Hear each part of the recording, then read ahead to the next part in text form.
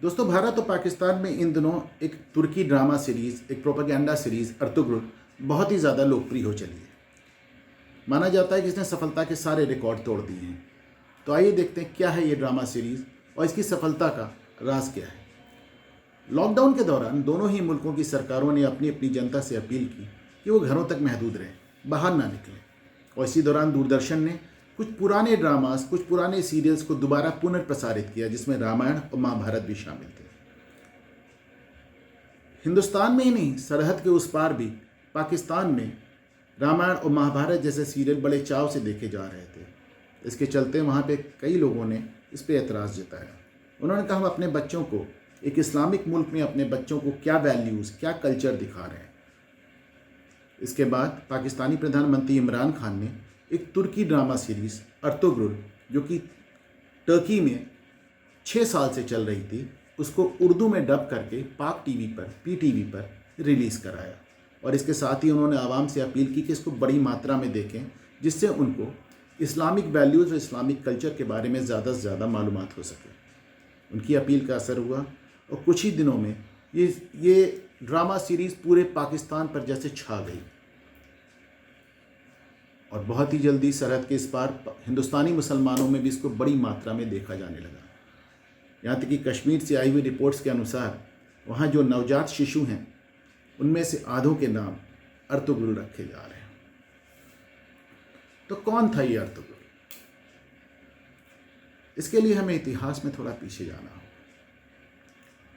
13वीं शताब्दी के अंत में एक तुर्क उस्मान ने एक बहुत बड़े एम्पायर की स्थापना की, जिसको अंग्रेज़ी में ऑटोमन एम्पायर और उर्दू में सल्तनत उस्मानिया या खिलाफत उस्मानिया कहा जाता है। खिलाफत उस्मानिया इसलिए क्योंकि उसका जो हेड हुआ वो खलीफा हुआ। खलीफा, जैसा कि आप जानते हैं कि प्रॉफिट मोहम्मद के बाद जितने कौम के नेता आए, उन सबको खलीफा कहा जाने लगा और इस पूरे सिस्टम को, इस पूरी व्यवस्था को खिलाफत कहा जाने लगा। काफ़ी बड़ा एम्पायर था ऑटोमन एम्पायर, और ये तकरीबन 600 साल तक वजूद में रहा। एशिया के अलावा यूरोप में और अफ्रीका में, यानी 3 महाद्वीपों में इसकी पहुंच थी। फर्स्ट वर्ल्ड वॉर, प्रथम विश्व युद्ध 1919 में समाप्त हुआ जर्मनी की हार के साथ। और चूंकि उस युद्ध में ऑटोमन एम्पायर ने जर्मनी का साथ दिया था, तो इस पराजय के बाद ऑटोमन एम्पायर का विघटन हो गया और तुर्की छोड़ के उसकी हर जगह जो पकड़ थी, हर जगह जो उसकी रियासत थी, खत्म हो गई। इस ह्यूमिलेटिंग हार के बाद तुर्की फौज ने एक तरह से विद्रोह कर दिया और एक फौजी, जिसको आप हम कमाल पाशा के नाम से जानते हैं, उसने खलीफा को एक तरह से कैद कर लिया, उनको पेंशन याफ्ता कर दिया और तुर्की पर फौजी हुकूमत काबिज हो गई। सिर्फ इतना ही नहीं, सदियों से चला आ रहे इस इस्लामिक राष्ट्र को कमाल पाशा ने सेकुलर राष्ट्र घोषित कर दिया। 1924 में खलीफा को बाकायदा तुर्की से बाहर देश निकाला दे दिया गया और खलीफा को हटाने वाले, खलीफा को देश से निकालने वाले इस तुर्क कमाल पाशा को तुर्कों ने नाम दिया अतातुर्क, यानी तुर्कों का बाप। जैसे हमारे यहाँ गांधी जी को फादर ऑफ द नेशन या राष्ट्रपिता कहते हैं। आज तकरीबन 100 साल बाद भी तुर्कों ने अपने खलीफा को वापस नहीं बुलाया। खिलाफत सिस्टम चला गया तो चला गया, लेकिन तमाशा देखें कि तुर्क अपने खलीफा को हटा रहे हैं, खिलाफत सिस्टम ही हटा रहे हैं, खिलाफत व्यवस्था ही समाप्त कर रहे हैं। और उसी दौरान 1920 में, ठीक 100 साल पहले, हिंदुस्तान में खिलाफत आंदोलन खड़ा हो जाता है। क्या था ये खिलाफत आंदोलन? रामपुर के 2 मौलाना बंधु, मौलाना मोहम्मद अली जौहर और मौलाना शौकत अली जौहर, जी हाँ, वही जौहर बंधु जिनके नाम पे आज़म खान ने जौहर विश्वविद्यालय बनाया है रामपुर में। इन दोनों ने एक खिलाफत आंदोलन चलाया और जिसमें हिंदुस्तानी मुसलमानों ने ये डिमांड उठाई कि खलीफा फिर से, खिलाफत फिर से लागू हो, खलीफा फिर से तुर्की की गद्दी पे बैठे और असली शासक पूरी दुनिया के मुसलमानों का वही हो। ये वो दौर था जब तुरंत तुरंत लोकमान्य तिलक की मृत्यु हुई थी और कांग्रेस पूरी तरह गांधी जी के कब्जे में आ चुकी थी। कब्जे में मैं इसलिए कह रहा हूँ क्योंकि गांधी जी ने उस समय एक ऐसा फैसला किया जो बाद में बाकी सबको तो छोड़ ही दें, जिस पर बाद में स्वयं गांधी जी को भी पछतावा हुआ। गांधी जी के दबाव में कांग्रेस पूरे तन मन धन से खिलाफत आंदोलन में कूद पड़ी। डॉक्टर BR अम्बेडकर लिखते हैं कि गांधी जी की शिद्दत, गांधी जी का उत्साह देख के मुसलमान भी अचंभित रह गया। गांधी जी का विचार था कि अगर हिंदुस्तान का हिंदू ऐसे समय में हिंदुस्तान के अपने मुसलमान भाइयों के साथ खड़ा होगा तो हिंदू मुस्लिम एकता आएगी। शायद गांधी जी ने इस पर ठीक से विचार नहीं किया था, हुआ एकदम उल्टा।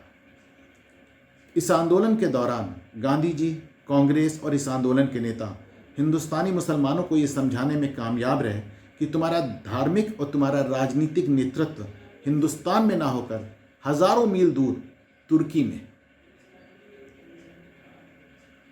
हिंदुस्तानी मुसलमानों को एक बात समझ में आई कि साहब हमारा नेता तो तुर्की में बैठता है, हमें हिंदुस्तानी नेताओं से और कांग्रेस से क्या लेना देना।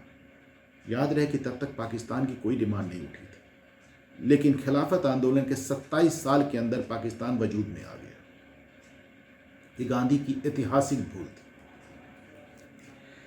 बहरहाल वापस लौटते हैं इस ड्रामा प्रोपेगेंडा सीरीज अर्तुगरुल की तरफ। मैं इसको प्रोपेगेंडा सीरीज इसलिए कह रहा हूँ क्योंकि अर्तुगरुल के जो निर्माता हैं, उनके जो डायरेक्टर हैं मेहमत, उनका अपना कहना है कि ये पूरी सीरीज, ये पूरा ड्रामा एकदम कल्पना पे आधारित है। उनके पास अर्तुगरुल पर कोई भी मटेरियल, कोई भी सामग्री उपलब्ध नहीं है सिवाय एक नाम के, और जबकि इस पर वो 500 एपिसोड बना चुके हैं। ड्रामे हैं, इनके पीछे हकीकत कोई नहीं है। ये 13वीं सदी तुर्की में फिल्म का मंजर हमारे सामने रखा जा रहा है, जिसके बारे में कोई तहरीरी मालूमात नहीं है, लेकिन लोग इसको यहां पर बिल्कुल सच्ची बात समझते हैं। जब इस ड्रामा, इस प्रोपेगेंडा सीरीज को पाक टीवी ने उर्दू में डब किया तो इसका नाम बदल के अर्तुगरुल गाजी रख दिया। गाजी, एक तुर्की इस्लामिक विद्वान का मानना है कि गाजी वो इस्लामिक योद्धा है जो पूरी दुनिया से बुत परस्ती की गंदगी को साफ करने के लिए युद्ध करता है। पाक टीवी ने इस नाम के आगे गाजी क्यों जोड़ा, आप खुद समझ सकते हैं। बहरहाल भारत और पाकिस्तान में इतना ज़्यादा पॉपुलर ये ड्रामा पूरे अरब ममालिक में बैन हो चुका है। सऊदी अरब ने इसको बैन कर दिया है, इजिप्ट ने तो इसके खिलाफ बाकायदा फतवा जारी कर दिया है, UAE में ये बैन हो चुका है। बल्कि सऊदी अरब के जो क्राउन प्रिंस हैं मोहम्मद बिन सलमान, उन्होंने तो इस ड्रामे के जवाब में किंगडम ऑफ फायर नाम से $40 मिलियन खर्च करके एक अपनी सीरीज़ बनाई है। क्यों? क्योंकि पूरे अरब जगत के मुसलमानों का मानना है कि जो ये ऑटोमन एम्पायर था, ये जो सल्तनत उस्मानिया थी, ये मुसलमानों की रियासत नहीं थी, ये टर्किश नेशनलिस्ट यानी कि तुर्की राष्ट्रवादियों की एक रियासत थी। और ये तुर्की राष्ट्रवादियों का पूरे इस्लामिक जगत से कुछ भी लेना देना नहीं था, बल्कि अरब इस बात पे उनको बहुत एतराज़ है कि इन तुर्कों ने तकरीबन 4 सदियों तक पूरे अरब पेनिनसुला को, पूरे अरब जगत को अपना गुलाम बनाकर रखा, मक्का मदीना पर कब्जा कर लिया, और इसके बाद उन्होंने पूरी दुनिया में जो जो जुल्म ढाए सल्तनत उस्मानिया ने, वो सारा का सारा इल्ज़ाम इस्लाम के और मुसलमानों के खाते गया। इसके लिए बाकी दुनिया के मुसलमानों ने अभी तक तुर्कों को माफ़ नहीं किया है। परंतु भारत और पाकिस्तान के मुसलमानों के साथ एक दूसरी समस्या है। उन्हें लगता है कि आज जबकि इस्लाम के खुद के आगे एक पहचान का संकट पूरे वैश्विक स्तर पे आ गया, आप देखिए कि दुनिया के हर कोने पे कहीं ना कहीं एक सभ्यताओं का संघर्ष चल रहा है, और इस संघर्ष में एक कोने में आपको इस्लाम नज़र आएगा। कहीं वो क्रिश्चियनिटी से उलझा हुआ है, कहीं वो हिंदुज़म से उलझा हुआ है, तो म्यांमार जैसी जगहों पे वो बुद्धिस्ट से उलझा हुआ है, तो इज़राइल में और फ़िलिस्तीन में वो ज्यूस से उलझा हुआ है, तो ऐसे समय में अर्तुगरुल, ये जो एक प्रोपेगेंडा सीरीज़ है, ये ड्रामा सीरीज़ है, और ये जो इसने एक कल्पना के आधार पे एक ग्लोरियस, एक बड़ा ही वैभवशाली मुसलमानों का दौर दिखाया है, हिंदुस्तान और पाकिस्तान का मुसलमान उसी कल्पना में खुश है, वो इसे खोना नहीं चाहता। हिंदुस्तान में देवबंद ने इसके खिलाफ फतवा जारी किया है, पाकिस्तान में भी तमाम जगहों से इस सीरियल, इस ड्रामा के खिलाफ फतवे आ चुके हैं, पर ऐसा पहले कभी नहीं हुआ। तमाम फतवों को ताक पर रखकर हिंदुस्तान और पाकिस्तान का मुसलमान एक ऐसी कल्पना के लोक में खोया हुआ है जहां उसको लगता है कि मुसलमानों की इस्लाम की रियासत पूरी दुनिया पे छाई हुई थी। पाकिस्तानी प्राइम मिनिस्टर इमरान खान ने एक प्रेस कॉन्फ्रेंस के दौरान दावा किया कि तुर्कों ने हमारे ऊपर 600 साल हुकूमत की है। इस्लामाबाद यूनिवर्सिटी के डॉक्टर परवेज़ हुदबॉय मानते हैं कि इमरान खान का इतिहास का जो ज्ञान है वो बहुत ही अधकचरा है, और इसके अलावा वो ये भी कहते हैं कि इमरान शायद दुनिया के वो वाहिद रूलर हैं, इकलौते प्राइम मिनिस्टर या फिर अपनी कौम के नेता हैं जो इस बात में बड़ा फ़ख्र महसूस करते हैं कि कोई और मुल्क, कोई और लोग, कोई और नस्ल आकर उनको हरा गई, उन पर जुल्म कर गई, उन पर शासन कर गई।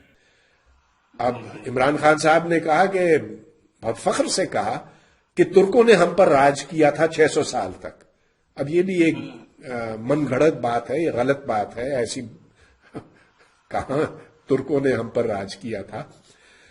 मगर देखिए, क्या एक वजीर आजम को ये कहना चाहिए कि किसी ने इस खित्ते पर, हम पर राज किया था, कि हमारे आबाओ अजदाद पर को उन्होंने जेर कर दिया था? ये क्या फख्र करने की बात है? पर पाकिस्तान की तो पूरी कहानी ही ऐसी है। उनकी मिसाइलों के नाम गौरी, गजनबी और अब्दाली के नाम पे है। कराची का जो उनका पोर्ट है वो मोहम्मद बिन कासिम के नाम पर है। चंद साल पहले अफगानिस्तान के लोगों ने एहतजाज किया था कि तुम्हारे क्या लगते हैं वो गजनवी, गौरी, अब्दाली, तुमने अपने हथियारों के नाम रख के हमारे नामों पर बदनाम कर रहे हो। अब बात ठीक है। पाकिस्तानी कमेंटेटर हसन निसार का कहना है कि बर्रे सगीर यानी इंडियन सब कॉन्टिनेंट का मुसलमान अपनी पहचान के संकट से जूझ रहा है। वो कभी अरबों की तरफ देखता है जो उन्हें भाव नहीं देते, वो कभी तुर्कों की तरफ देखता है, और कभी बाकी मुसलमान ममालिक की तरफ दोस्ती और संबंधों की गुजारिश करता है। इस मामले में मैं समझता हूं कि बांग्लादेश का मुसलमान तकरीबन अपना नज़रिया पहले दिन से साफ करके चला है। उसने हमेशा इस बात का दावा किया है कि सबसे पहले वो बंगाली है, उसके बाद कुछ और। बांग्लादेश के मुसलमानों में आप इस तरह पहचान का संकट नहीं देखेंगे, बल्कि अपनी इसी पहचान के चलते उन्होंने 1971 में पाकिस्तान से अलग होकर अपना अलग मुल्क बना लिया। अगर इंडियन कंटेक्स्ट में बात करें तो हिंदुस्तानी मुसलमान आज तक ये तय नहीं कर पाया कि वो हिंदुस्तानी पहले है या मुसलमान है। उसको फिलिस्तीन से लेकर बर्मा के रोहिंग्या मुसलमानों तक की चिंता है, लेकिन वो ये नहीं समझ पा रहा है कि उसकी अपनी जड़ें कहाँ हैं, अरब में, तुर्की में, अफगानिस्तान में, यहाँ हिंदुस्तान में। समय आ गया है कि मुस्लिम इंटेलेक्चुअल्स को, मुस्लिम बुद्धिजीवियों को इसमें एक पहल करनी चाहिए और कोशिश करनी चाहिए कि हिंदुस्तान का मुसलमान अपनी जड़ें इसी मादरे वतन में तलाश कर सके जहाँ उसकी कई पुश्तें दफन हैं।